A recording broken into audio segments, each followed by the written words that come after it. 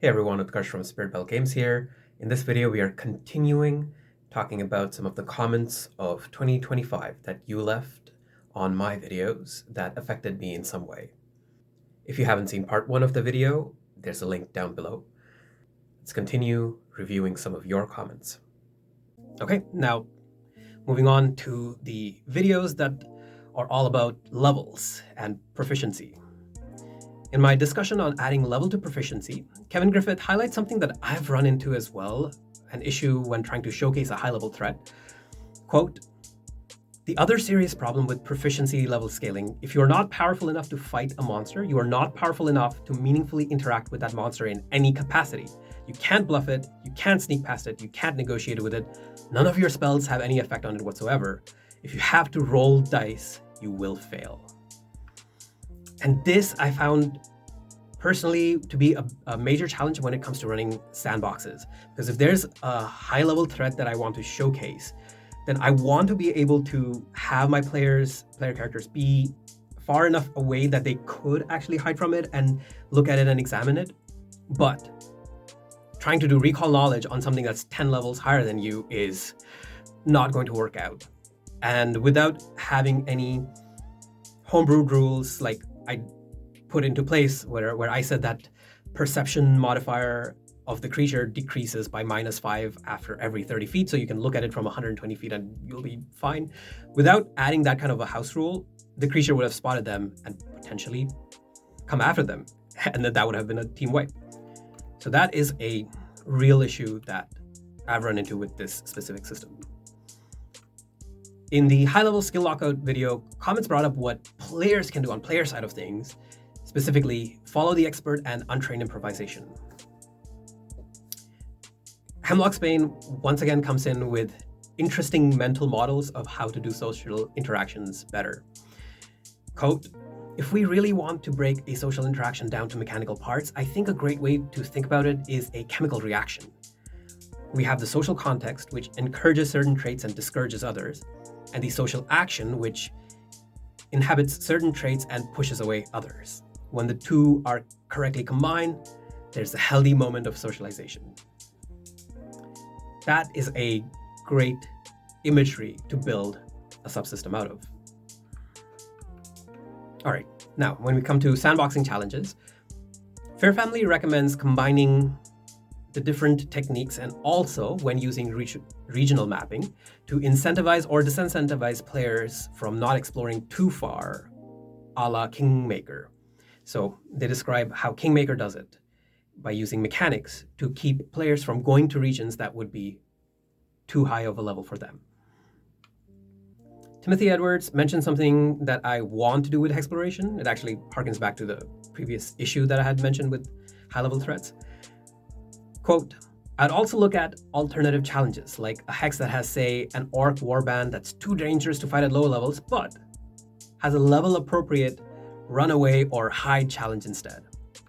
So Timothy Edwards here is providing a potential solution to the problem that I mentioned just a couple of comments ago on how you can't even bluff or not interact via dice with high-level threats. Timothy Edwards says that maybe you can. Maybe the running away challenge is just a lower level one.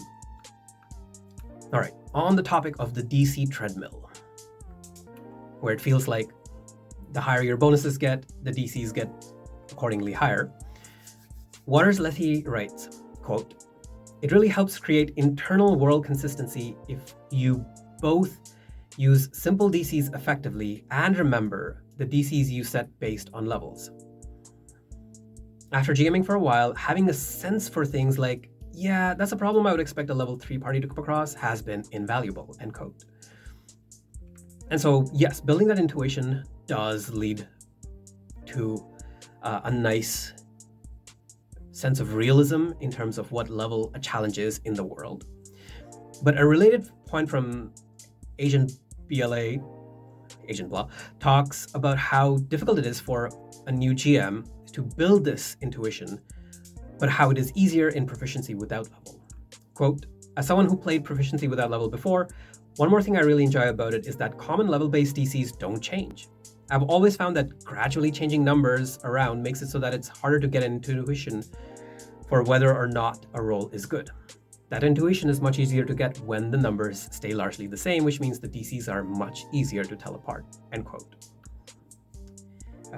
And that brings us to the last video to discuss today, which also generated some heat and baby light, hard to tell, which is what some players get wrong about class design. In that video, I talked about 2 core fallacies when trying to evaluate a class's power, which is 1, assuming the fantasy of the class, and 2, using the relative power of specific class features as indicative of relative power of the 2 classes. So Hellioning once again strikes at the core weakness of my argument of the very first fallacy. Quote, so like, aren't you assuming fantasies when you say that low-level wizards and sorcerers should use weapons? And I'm not saying you're wrong to assume that that is what designers intended, but there's evidence on both sides. And more to the point, none of us are the developers, and none of us really know for sure what the intended play pattern is, end quote. Yes, it is also an assumption on my part. Like the comment says, there is evidence to back it up, like the wizard getting the option to pick up a crossbow in their starter kit, and previous editions where that was a predominant fantasy. But there's also evidence against it, like spell shapes being available starting at level 1 and doing a spell shape plus a 2-action cantrip. Well, that's your whole turn now. You don't have actions left over to use a crossbow.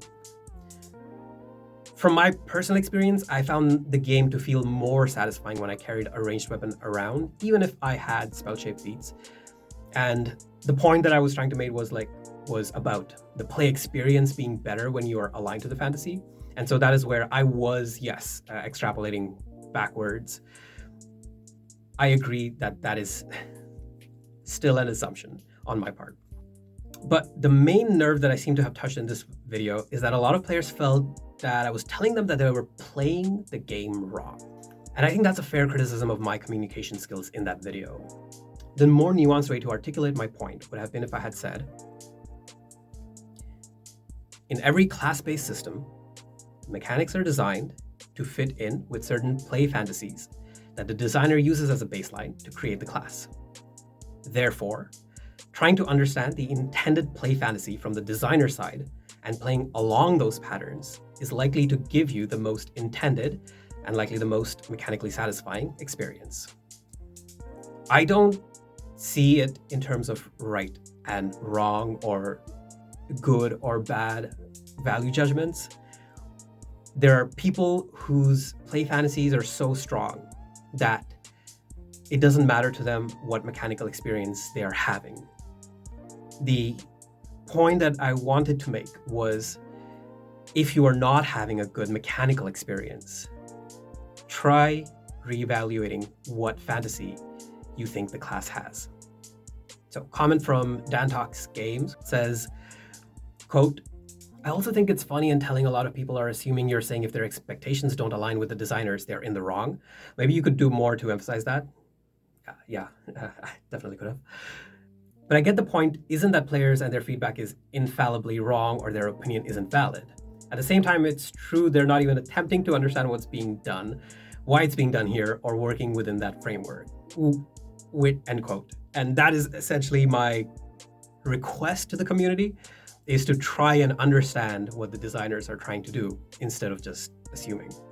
Now, all that said, I don't think players should have to study the system in depth. As some of the comments mention, I think Paizo could just be doing a better job in communicating design intent. Okay, so in the video, as I said, I brought up 2 fallacies, assuming the fantasy and then using feature comparison as indicative of power comparison of different classes. But from the comments, a third fallacy emerged. So let's look at these 2 comments. From Endymnian, quote, I think one of the biggest things that many players have trouble with, regardless of system, is that they undervalue reliability and overvalue flashier abilities. But then, Kiche says on Patreon, quote, the inventor versus thaumaturge comparison is quite interesting. I found that what a lot of players actually judge the class by is how easily they can identify and execute a simple and powerful combat loop. Solving the class, as I like to call it. If they can figure out a reliable loop, they'll hype the class, and if they can't, they'll bury it. You see it a lot with the Magus and how people identify Spell Strike recharging as a tax or pain point, or how they're unhappy with the limited spell slots. They're not reading this friction as a message to not Spell Strike every turn, but rather as arbitrary hurdles in the way of their ultimate goal, outsmarting the game and winning on cruise control. End quote. Now, it may seem like these comments are contradictory because the first is saying that players undervalue reliability, but the second is saying they overvalue it. But the difference here is in the applicability of their reliability. Inventor's reliable features are its innovations and its small boosts to weapon damage, which don't have a direct impact on its rotations, the loop, the play loop. Whereas the Thaumaturge's reliable features are implement actions, reactions, and diverse load triggering on exploit vulnerability, which is built to the action rotation. So here in this video, I want to posit a third fallacy, which is builds with solved rotations are valued higher than builds with situational rotations. And I think that's understandable. As players, we do have piloting anxiety. And the less certain we are on how to pilot a build, the worse the build seems. But what I think is that classes that seem underpowered, like Inventor or Psychic, what they're missing is not a redesign necessarily. I think what they're missing is a good class guide or something that does optimization within the class's parameters. If class guides existed, players looking for less piloting anxiety could find and use those options. And this could be great content for those who make build optimization videos. If you are a player who is uncertain about a certain build or think that it is weak, go ask your favorite Pathfinder 2nd Edition build optimizer on how they would optimize that class. So that has been a summary of the videos so far. As I brought up briefly in a previous video, the first half of this channel has been about just understanding Pathfinder 2nd Edition's design. And going forward, we'll be doing both understanding parts of the design and also doing our own design and trying to put it in relation with everything we've understood so far. In this endeavor especially, I think that your comments are going to be quite helpful. So bring on your perspectives, whether they're the GM's perspective, the player's perspective, or the homebrewer or the adventure writer's perspective. And let's just become better players, GMs, and designers. For those of you who want to check out some things that I've already designed, you can go to my Patreon, patreon.com/spiritbellgames. A lot of extended videos are available for free to anyone who joins as a free member, and there are PDFs with exploration one-shots, and even a class there that is available for those who sign up for the paid membership. Looking forward to additional discussion in the comments. For now, this is me signing off, wishing you all engaging games.